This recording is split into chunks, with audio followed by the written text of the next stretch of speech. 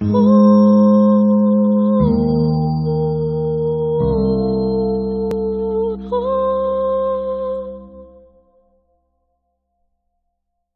next talk is by Nithin Sridhar. Nithin is an author, public speaker, and the chief curator of Indica Moksha Advaita Academy, dedicated to the dissemination of Advaita Vedanta. He's authored 6 books and regularly contributes to articles on various issues ranging from development, politics, and social issues to religion, spirituality, and ecology. He's a civil engineer by training and was previously the editor of India Facts, an online platform focused on Indian history and culture. He's based in Mysuru, Karnataka.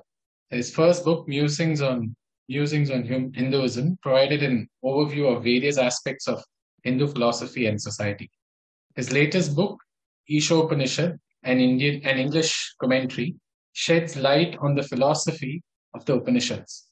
However, his most widely acclaimed books are Menstruation Across Cultures, a historical perspective, which examines menstruation notions and practices prevalent in different cultures and religions from across the world, and Samanya Dharma, which provides an overview of Hindu ethics. His other 2 books are Sri Dakshinamurti and Chandrika. Over to you, Nithin. Half an hour. Thank you. Thank you very much, Megji and Nagaraji, for inviting me. I shall share my screen.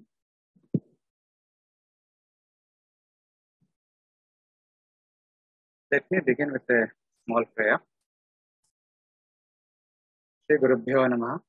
Bharati Karuna Patram Bharati Padabhushanam Bharati Padamarudam Bharati Tirthamashraye Vidya Vinaya Sampannam Vitaragam Vivekinam Vande Vedanta Tattvajam Vidhushekara Bharati. Shri Gurubhyo Namah. Hari Om. So, I have been hearing all the papers today, and they were very fantastic, shedding a lot of lights on ethics and law and jurisprudence. So I thought I would present something different, as the title says, going beyond ethics and law, understanding dharma in the context of karma and karmaphala. The intention behind this topic is simply that dharma is a very vast topic. Dharma can be translated, can be understood to mean ethics, morality, law, justice, duty, righteousness, so many other things in different contexts. In the context of individual, it takes a different form. In the context of a society, it takes a different form.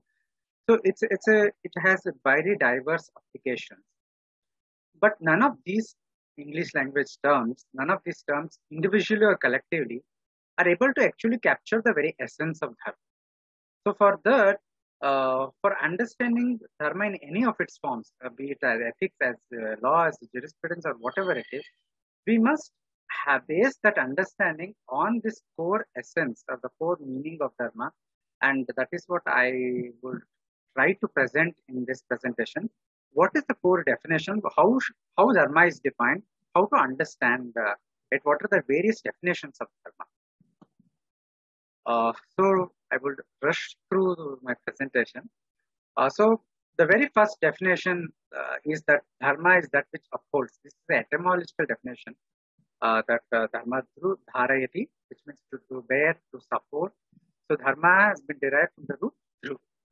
So the question arises, then what does dharma uphold? What does it sustain? So in answer to this, we have a second definition, and this definition is found in multiple places. Most notably, Bhagavan Krishna mentions in Mahabharata. He says that Dharanat dharma ityahu dharmo dharayati praja. That which upholds is dharma, and dharma upholds all beings. So what is dharma upholding? It is upholding all beings. Similarly, in Mahanarayana Upanishad, it says that dharma vishwasya jagataha pratishta. Dharma upholds, dharma supports, sustains the whole cosmos, and it removes all papam, all sins, and everything is established in dharma. Therefore, dharma is highest. So now we get some vague idea that two concepts: that dharma upholds and dharma sustains all beings. So next, we then come to what does this mean when we say that dharma sustains all beings? What does it mean in the individual context? What does it mean in the context of each individual in a society? So the Vaisheshika Sutra gives a very wonderful definition to give some concretization to the abstract notion of upholding and sustaining.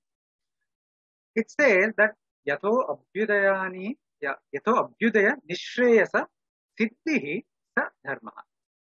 Dharma is that from which results Abhyudaya and Nishreyasa. So what is this Abhyudaya?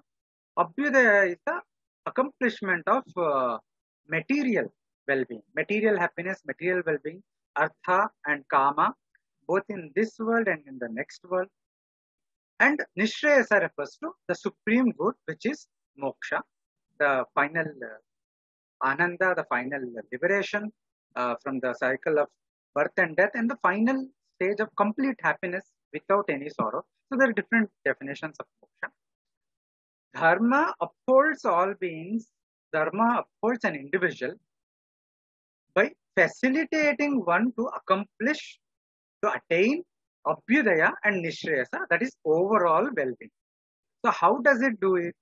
What does it even mean? I mean, further clarification on this Abhyudaya and Nishreyasa is found in Parashara Smriti. Parashara Smriti defines Dharma by a single word called Hitam, means beneficial. What is beneficial to human? Because Dharma leads to overall well-being, it is beneficial. So Sri Swami Vidyaranya, who is also called as Madhavacharya, in his commentary called as Parashara Madhava, he explains why Dharma is beneficial. He says that Dharma is hita or beneficial because it leads, it is a means. Remember the term, it is a means to attain our desired fruits. And he says that there are two types of fruits. What are they? There are two types. One is aihika, the fruits of this world. It could be attaining artha, it could be attaining kama, it could be attaining sukha in this world. And second is amushmika, that is otherworldly. Then this amushmika is of two types, he says. And these are Abhyudaya and Nishreyasa. Here Madhavacharya says Abhyudaya refers to this attainment of swarga, attainment of sukha in the next life, better birth, punarjanma, when punarjanma happens, a better birth, more conductive birth. And Nishreyasa refers to the supreme knowledge, Atma-jnana, which is moksha. So Dharma is the direct means to Abhyudaya, and Dharma, by producing Atma-jnana, by leading to Atma-jnana through Chitta-shuddhi, is the indirect cause of moksha or Nishreyasa also. So Dharma is the direct cause of Abhyudaya, and Dharma is the indirect cause of Nishreyasa. And these are very, very important terms. So when we think about Dharma, when we talk about Dharma, when we mention that something is dharmic, something is adharmic, whatever it is, so these categories, these concepts should come to our mind immediately, because that is what Dharma is. That Dharma leads to Abhyudaya, Nishreyasa. It is the cause of Dharma, Abhyudaya, Nishreyasa. So now, what does this mean further? We can further concretize what does this Abhyudaya and Nishreyasa means. So here is a definition from Manusmriti. Karmanam cha vivekartham dharma adharmau vyavechayat dvandvairayo jayat chaimaha sukhadukkadibhi praja. So Manusmriti says, for the purpose of discrimination between actions. So the key term in this definition is karma. Vivekartha, that is for discriminating, for differentiating between one type of actions and another type of actions. Bhagavan himself created the notion of dharma and adharma. So what does this tell? It tells us that first and foremost that in the context of the individuals, especially, dharma and adharma refers to actions, to karma, the kind of actions we perform. So differentiate between the kind of actions, different types of actions we perform. Bhagavan himself has created these two categories of dharma and adharma. And he connected the people, the creatures, all the beings with such pairs of opposites such as happiness and sorrow, sukha, dukkha, adivi, Manu says adivi, etc. What are these etc.? Swarga, naraka, attachment, hatred, and chitta shuddhi, chitta bhranti, leading towards moksha, making one fall more towards even more samsara bandhana, right?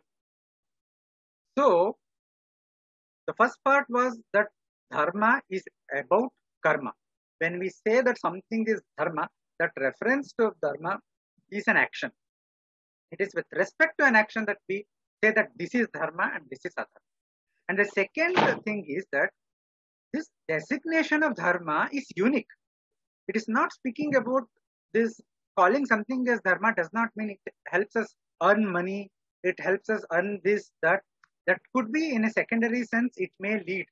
But the primary sense is that this particular action leads to a particular type of results. What are these? If the action is dharmic, if the action is dharma, a dharmika action, dharmika karma, it leads to sukha, happiness, swarga, heaven, better punarjanma, and chitta shuddhi, that is purification of the mind. When dharma is done, especially in a nishkama dasha, in a detached manner, it leads to chitta shuddhi, purification of the mind, which eventually takes us towards moksha. On the other hand, if an action is not dharma, it is designated as adharma, then it means, it implies that the result of such an action is dukkha, sorrow, naraka, or for lack of better term, hell. Hell, I know, has a lot of Christian implication. Here it means naraka, the Hindu notion of hell, so to speak. It is a temporary place to face suffering for our karmic actions, as the statement makes. So dukkha, naraka, and chitta bhranti. More confusion of the chitta, more impurities in chitta, more reinforcement of this kama, krodha, lobha, mahamod, etc. Right? So this again, I said, when we speak about dharma, then all these implications must be understood. That dharma, designation of dharma to something results in this sukha, swarga, etc. And designation of adharma means that action will give result such as naraka, etc., dukkha, etc. Now, let us come to this issue from another aspect. It is actually following bit up with the previous definition. We say that designation of certain action can be done as dharma, certain action as adharma, fine. But how do we know what action is dharma, what action is adharma? Apastambha Dharma Sutra says that in a funny way, it says that actions themselves do not come and tell us, look, I am dharmic action, please perform me. I am adharmic action, please do not perform me. Or they may entice saying, perform me also, right? No. Actions do not tell us. We cannot know what is dharma, what is adharma by our pratyaksha, that is by our eyes, ears, nose, etc. We cannot simply infer it out of the hat by through anumana. We cannot simply compare it with something else. So none of the other pramanas, pratyaksha, anumana, upamana, all this are not able to reveal what is dharma. So then that leaves that there is only one pramana that actually gives us knowledge about dharma. That today we are speaking that there is something called as dharma and adharma. It is all thanks to one source of pramana called Shabda Pramana, which is primarily Veda, and secondarily Smritis, Itihasa, Purana, etc. So in Jaimini Mimamsa Sutra, therefore dharma is defined as Chodana Lakshano Artho Dharma. Dharma is that which is indicated by injunctions of the Veda. That is what the Vidhis of the Veda says is dharma. And Bhagavan Krishna in Gita says that, therefore, the Shastras are the means to understand what actions should be performed and what actions should be avoided. Knowing this, the injunctions declared in the Shastras, the Vidhis declared in the Shastras, one should perform the actions in this world. Therefore, it is not a mere speculation. It is not that Gita is everything, Bhagavad Gita reading is end of the world. Gita itself says that there are other shastras that to be studied. What are they? They are primarily Veda and Smriti.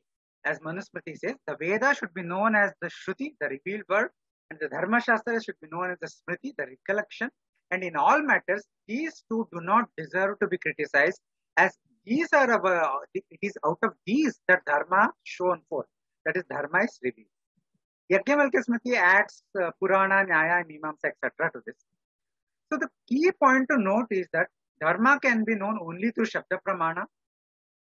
And this is so because Dharma or Adharma, they refer to Karma and Karma-Phala relationship, action and fruits of action relationship, which can be known only through Vedas and Smritis, which reveal that knowledge. When I say Smriti, I mean Smriti proper, such as Manusmriti, Parashara, Narada, etc., but also Itihasa Puranas also. Now, again, now, the next question is, in what format does the Veda and the Smritis reveal the Dharma? So we again return to Jaimini's definition. Dharma is that which is indicated by the Vidhi, the injunctions of the Veda. The Vedic matter, the statements can be divided into Vidhi, Nisheda, Arthavada, Namadeya, and Mantras. So let us leave out Namadeya and Mantras. Vidhi refers to a statement that induces one to act. Do this. Swarga Kama Yajeta. If you want to attain heaven, do this yajna. Pratisheda is Nisheda Vakya, opposite of Vidhi. It is a prohibition, negative precept which proscribes doing a thing which could be either injurious or disadvantageous.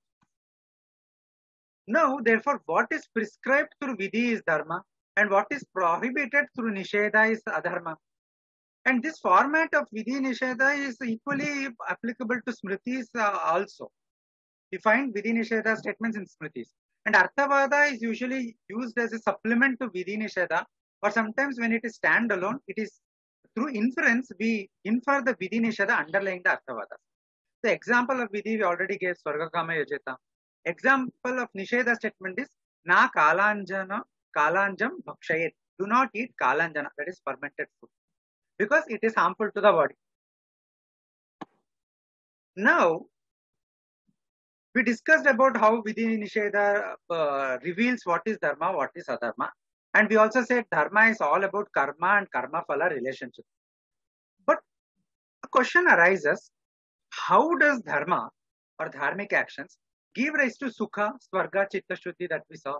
Or how does Adharma give rise to Dukkha, etc.? Basically, stated differently, how do we establish cause and effect relationship between an action performed, that is, it may be prescribed or prohibited by Shastra, but between an action and the purported results which arises from its performance? For example, in Swarga Kama Yajeta, what is the connection between Yajna and the Phala, which is Swarga? The Mimamsakas answer this question through the concept of Apurva. This question is very important because, for example, an action like Yajna is just an example. Any action can be taken. There is a time gap between action and the results of action. Especially when we think about results such as Swarga, Naraka, Punarjanma, it is not only there is a time gap that it happens after the death of a person, it is invisible, it is adrushta. We cannot see it with our eyes, nose, etc. Right? So to explain this, Mimamsakas use the concept of Apurva, which is also called as Adrushta.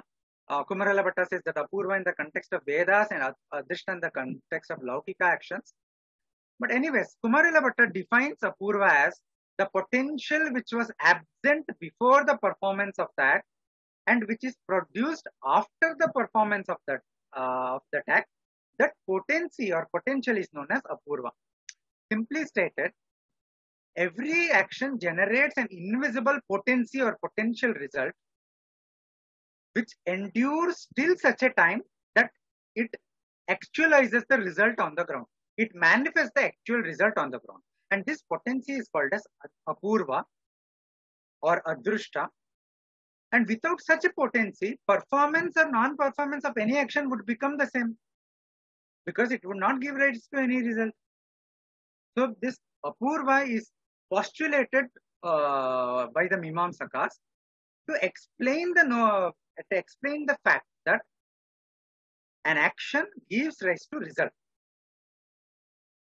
So Karma-Karmaphala relationship is explained through this missing link of Apurva.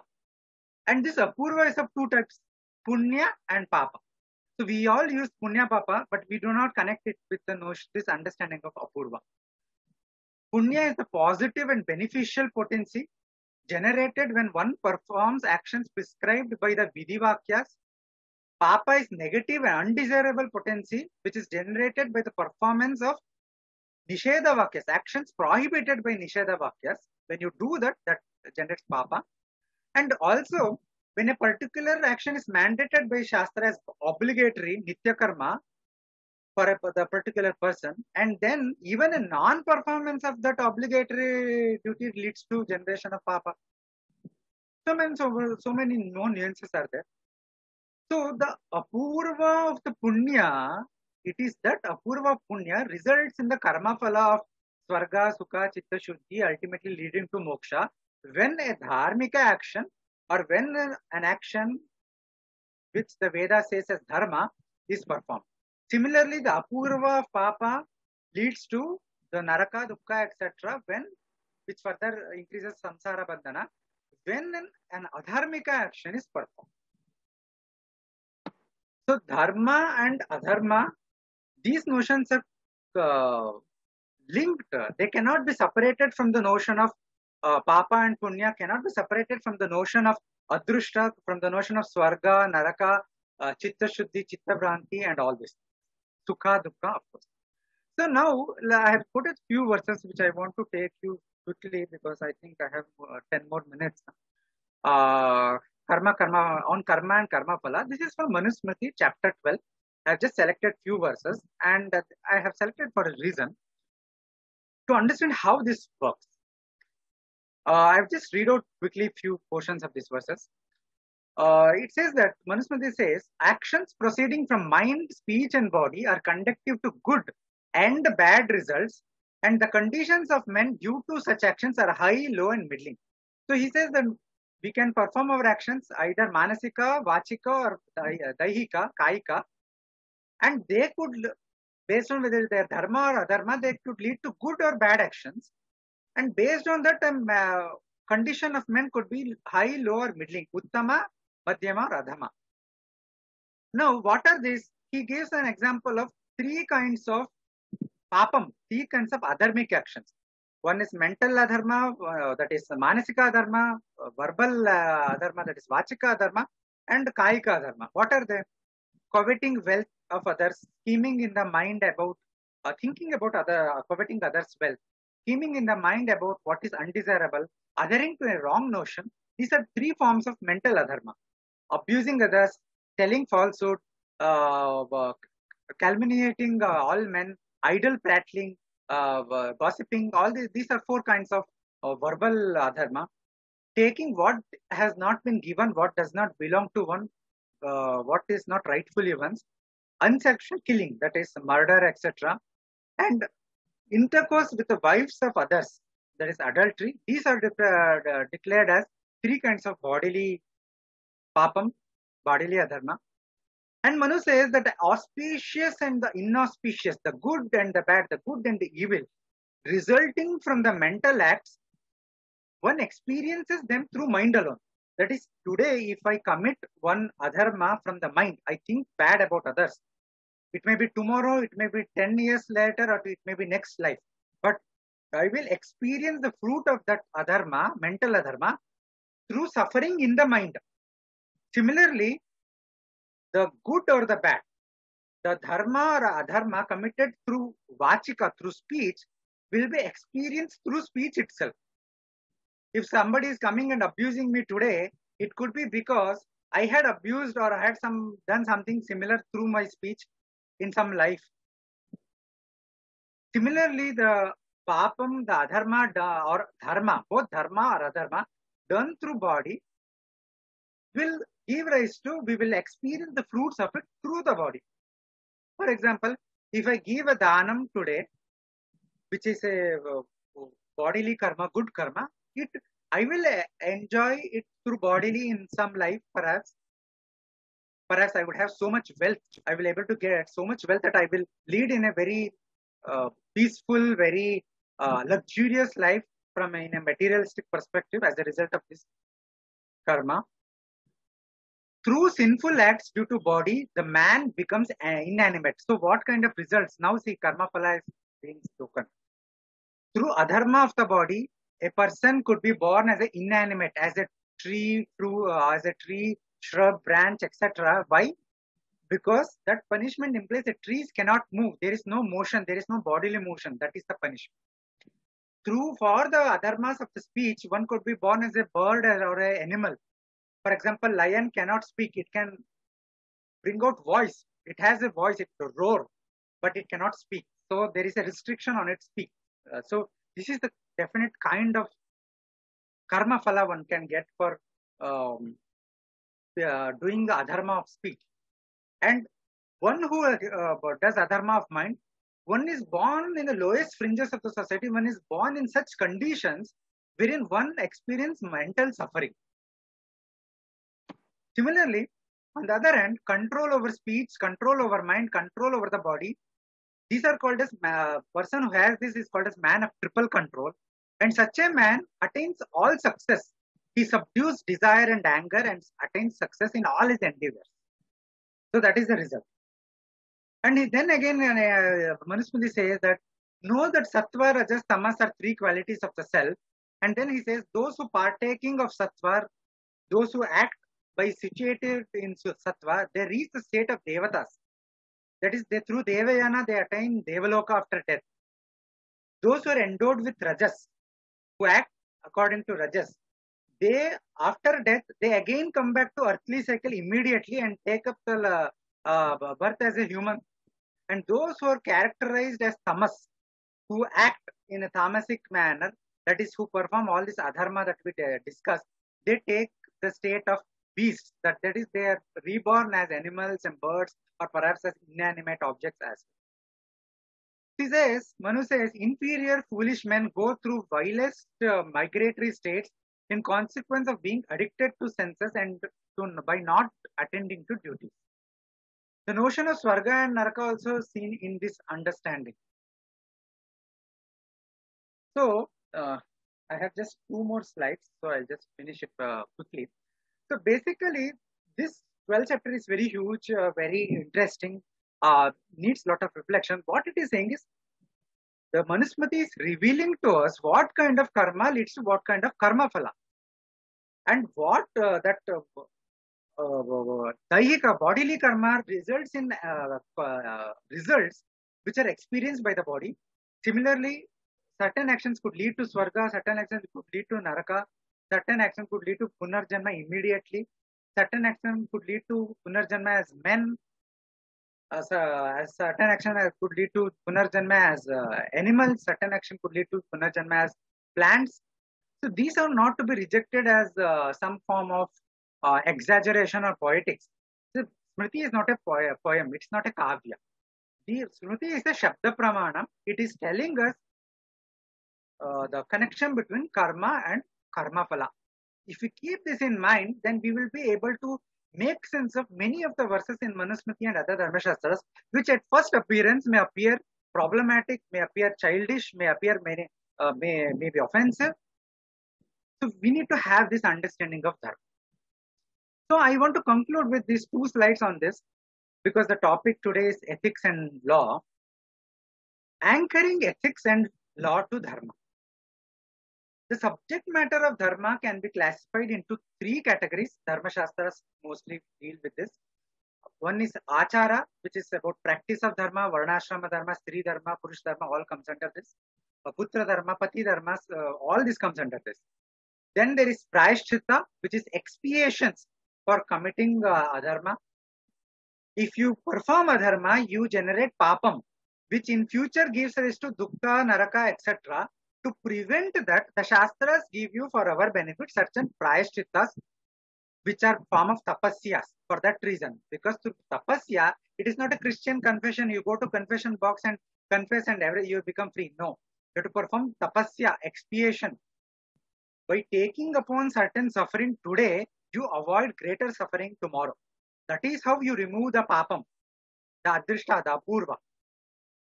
Now, while ethics come under achara, specifically under the samanya dharma, I recently did a course on Hindu ethics, samanya dharma. Legal issues come under vyavahara. Prayaschitta has a bearing for both achara, that is both for ethics as well as vyavahara also. Because in vyavahara, punishment versus prayaschitta, one of the speaker was today presented on this.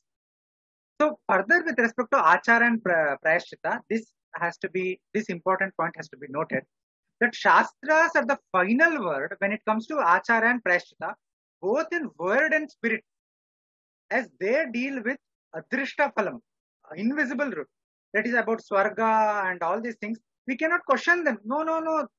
We cannot say that, because shastras are the only pramana on this. On the other hand, vyavahara, which is about contract, law, theft, all those things, they predominantly deals with drishtaphalam, visible fruits. They do have an element of adrishta, especially in the context of Rajadharma. Adrishta is there in all aspects of Dharma Shastra, including Vyavahara, but they predominantly deal with Drishtaphala. Hence, here, an essential principles of Dharma rather than the exact stipulations gain more importance as far as Drishtaphalam aspect is concerned.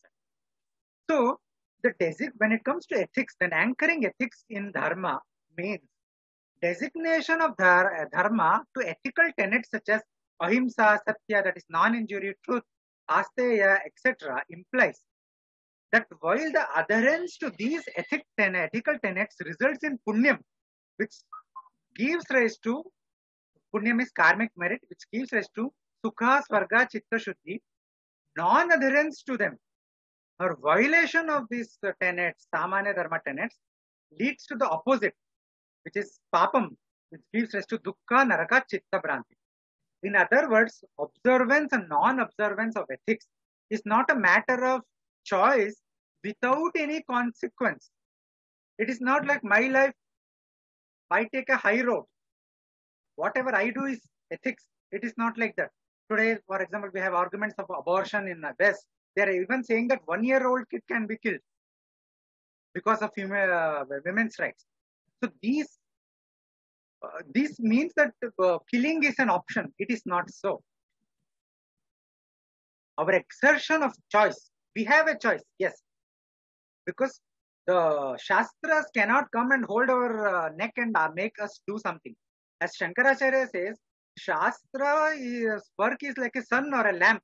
It only reveals knowledge about what actions leads to punya, what actions leads to papam. Choice we have.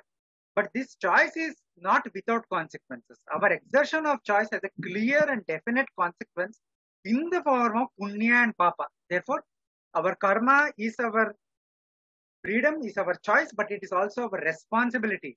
We will have to face the karmic consequences in the form of punya and papa, which gives rise to dukkha, sukha, whatever it is, right? And anchoring ethics in the, anchoring law and jurisprudence, legal principles to dharma, policy recommendations, etc. in dharma implies that we move beyond positing dharma as merely an artifact of the past, merely a socio-anthropological study of which text was composed in which era, whether there was change, what economic factors induced, what kind of smriti authors to compose what vidhis. These are all misleading in my personal opinion. I am not saying these endeavors are without utility. They are useful in a limited sense. But what is more important is to not reduce Dharma Shastras into artifacts of past, into pieces of museum pieces of the past. Instead, truly locate our entire legal, political, cultural, religious structure on the foundational understanding of Dharma as that, as dharma, as that which results in punya, sukha, swarga, chitta shuddhi, and that which can only be known from Shastra. Shastra is the first and most prominent, means dharma, vedo, akhila dharma moolam. The moolam of dharma is Veda, and Smritis are Anumeya Veda. Smritis are texts from which the Veda is inferred. So Shrutis and Smriti, they are the most important texts. Shruti, Smriti, Ityasa, Puranas. So, and anchoring further implies that our legal frameworks and approaches will take into account the tenets such as interplay between punishment and prayashchitta, punishment to crime in commensurate with magnitude of papa associated with it. One small point I would like to make here is, one of the discussion in the chat box I saw about how much was the punishments etc. given in the Dharma Shastra was actually implemented, or another question was about why there is a difference in instructions, stipulations for women and men, difference in dharmic stipulations between different varnas. If you perceive it from a purely a vyavaharika, or that is a transactional worldly perspective, we will never make sense of it. The only answer to this is that what Dharma Shastra is saying is from the perspective of Punya and Papa, from the perspective of Adrishta. Even when it speaks about Vyavahara, about certain punishments for certain thefts, as I said, here in the case of Vyavahara, the exact punishment is not, need not be imitated, does not need to be imitated, but what it indicates, the punishments, what they indicate, or what the prayashchittas, what they indicate, some may be practical, some may not be practical. What they indicate is the magnitude of papam associated with an action. Magnitude of papam or punyam associated with an action. If abortion has a certain kind of punishment, a certain kind of prayashchitta, or some actions do not have prayashchitta at all, that shows the relative magnitude of the relative intensity of the crime, or relative intensity of adharma involved. The kind of papam that is generated. I'm almost concluding. Almost. Yes, almost. Just 2 points. Okay. So, fine. However, this does not mean that treating Dharma Shastras or law books. Dharma Shastras are not law books. Nor does it mean that we can or should implement everything written in this text on legal matters as is. No, as I explained, that is not my point. Here, anchoring means deriving our laws, policies, etc. in alignment with the essential principles of Shastras, which have been contextualized to address current issues. And I'm very happy that this conference, some of the papers was brilliant. They have served exactly this purpose. In this direction, the work has started. So I'm personally very happy to note this. So final conclusion is this. Whenever we speak of Dharma, let us understand, let us keep this in mind, that Dharma in its foundational sense is a reference to karma or actions, which karmas? Those karmas which uphold and sustain all beings, which are most beneficial and leads to overall well-being, which are means to attain happiness, heaven, purification of the mind, eventually leading to liberation, which are revealed by Shruti, Smriti and other Shastras such as Ityasa, Puranas in the form of injunctions and prohibitions, Vidhi and Nisheda and also Arthavada to some extent, and which constitute adherence to Vidhi and avoidance of Nisheda, and which, most importantly, actions which facilitate one to attain Sukha, Swarga, Punya, etc. by the generation of Apurva, the invisible result called Punya. So the actions which are opposite in nature to and gives result contrary to that by those by Dharma constitutes adharma. So every other definition of meaning, every interpretation of Dharma, be it as ethics, morality, law, governance, order, they must be anchored in this understanding of Dharma, and that Shastras are the inevitable in this endeavor. Shastras are the means to know this notion of Dharma. Thank you very much. Sorry if I have taken more time. Thank you, Nithin. Thank you. Yeah. Thank you. Thank you for your talk.